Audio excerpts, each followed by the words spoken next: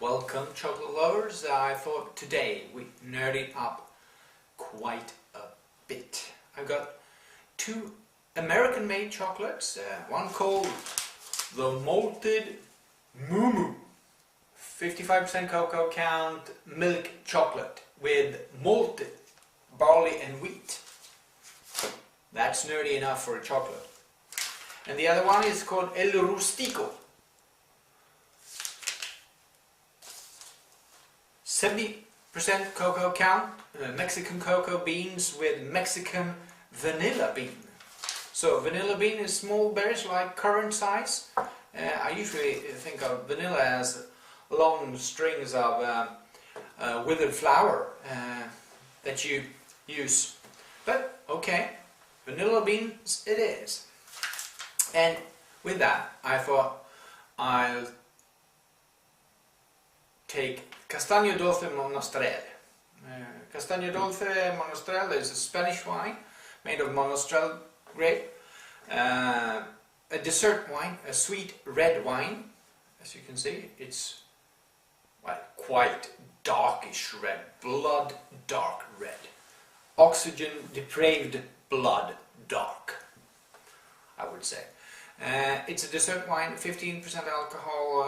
It's not that much actually for a dessert wine. This should be 17 or 16 or 18 or 21 even. But it's a special treat from Spain, and it's usually very good with chocolate.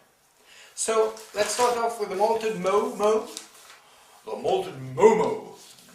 Chocolate milk with 55% cocoa with malted barley and wheat. Made by Askinosi in,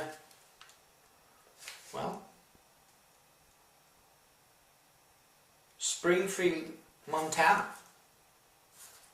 Okay. Yeehaw!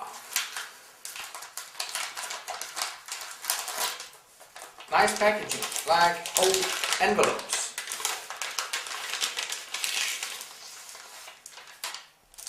Askinosi chocolate. I don't know if you can read that. Askinosi chocolate, it says on the bar. Each little piece has one letter. Nice touch. I don't think you can find this everywhere. In a well equipped, suited and specialized chocolate shop, you might find it. I found this online at my usual wholesaler. Since I do chocolate tastings, and I never seem to get the package up.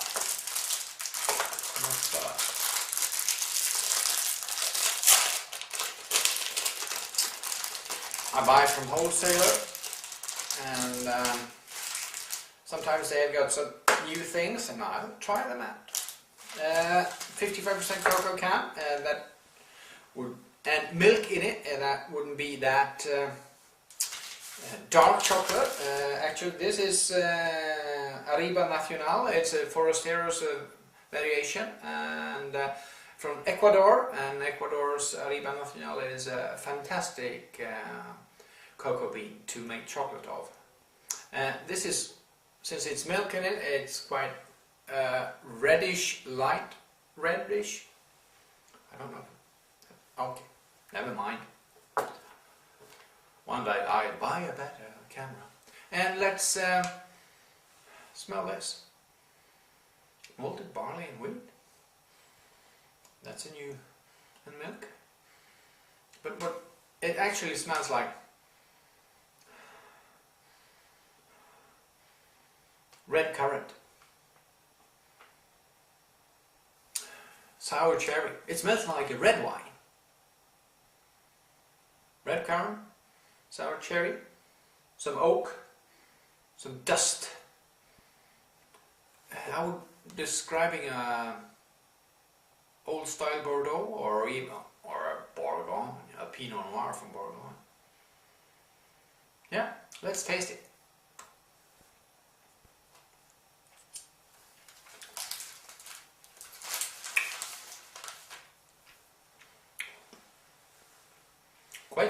you feel. Actually, that might be the barley.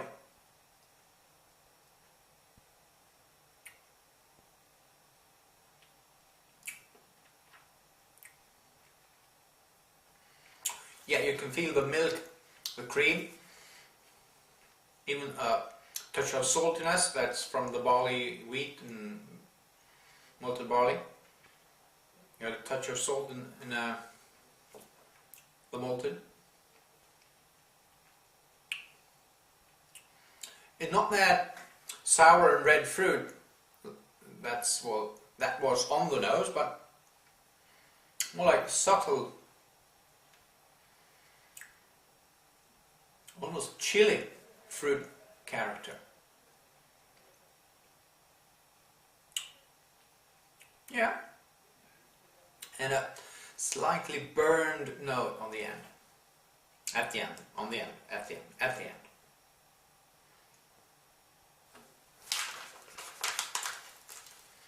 Yes, intriguing, interesting chocolate, flavored, but not completely pure, but a nice experience. I give this a 7, and I jumped straight to the 70% cocoa can Eskimosi chocolate bar with sugar crystals and real pieces of vanilla bean. 70% cocoa, Mexican beans,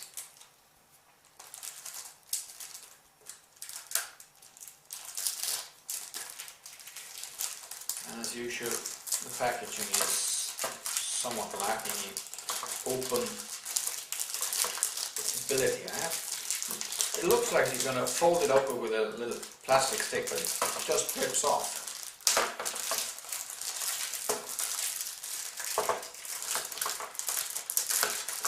I don't know why I can't open stuff like this. This is ridiculous.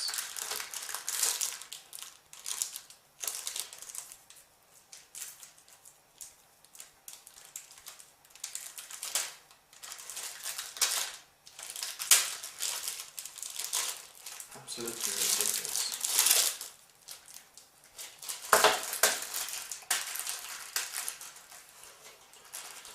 Break a piece off. This is much darker, as you can see, or maybe I imagine that you can. 70% cocoa can, should be darker than 55, and there's no milk in this one. It's just cocoa butter, crystallized crunchy sugar, and whole bites of vanilla bean. You can actually see. Right. So this should be extremely vanilla-like then, and it is. A very strong scent of vanilla mixed with actually some raspberry and lime and sugar. Yes, for sure.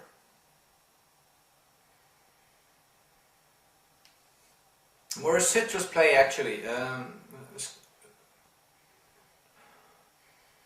Lots of vanilla.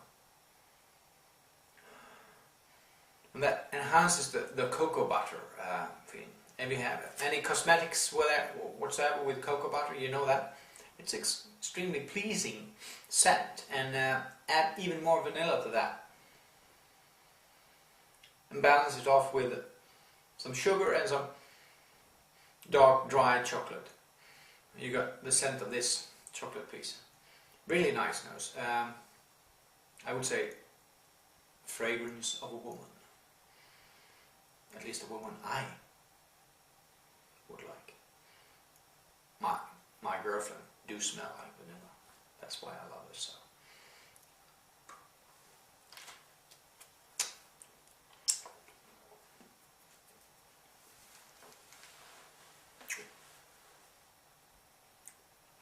Lots of crunchiness.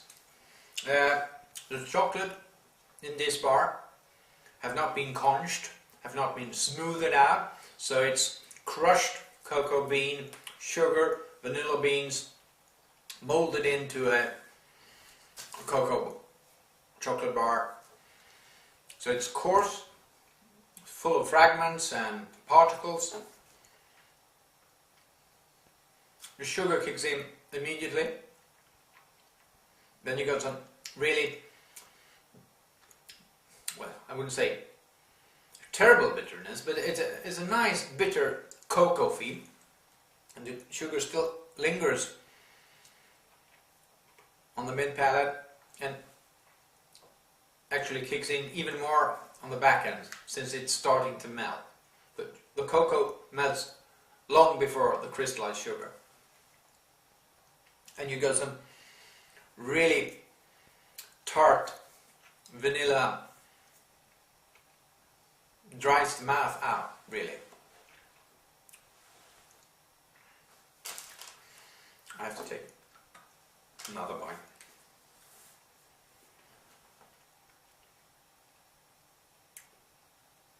I think it's the sugar that makes the lemon play on the nose. Inside the mouth, it's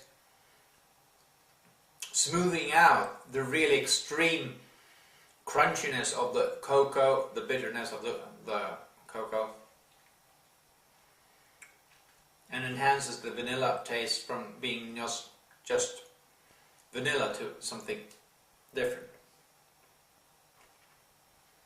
Well, two nerdy chocolates, two nice nerdy chocolates. This one, I'll give this one a 7.2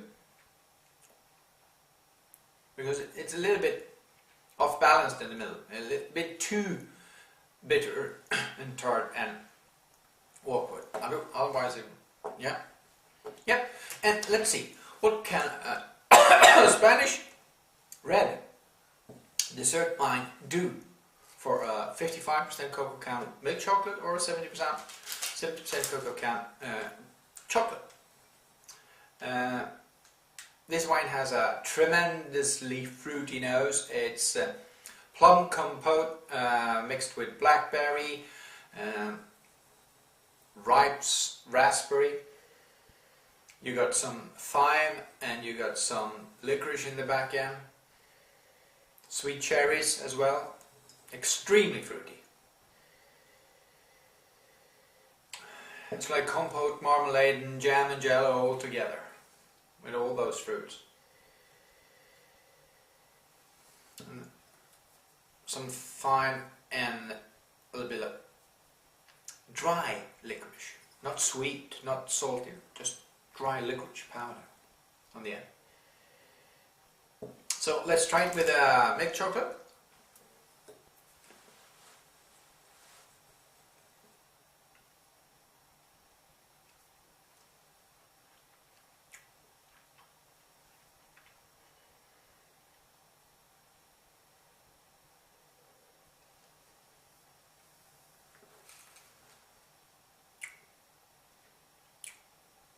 Well, actually, I think this wine is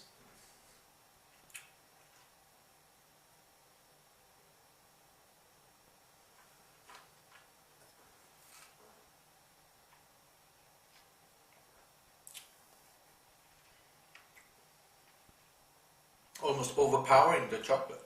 And the chocolate itself was not bitter, or it was quite nice and consistent. Maybe this will be the unveiling of that truth that the wine should be sweeter than the pudding, but not always. Okay. The wine overpowered this chocolate with malted barley and wheat and milk. Let's see what it does with the sugary crystals and vanilla bean crunch. 70% cocoa.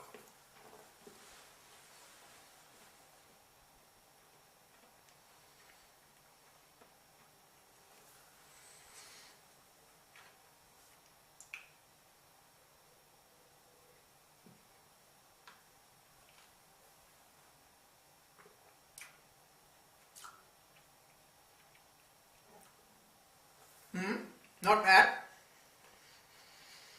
I think the sugar crystals in this chocolate holds up against the sweetness of the wine much better.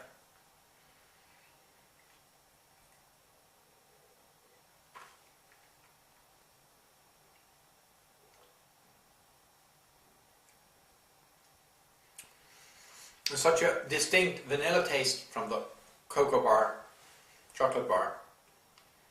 Enhances the fruit compote, marmalade jelly you got in the glass.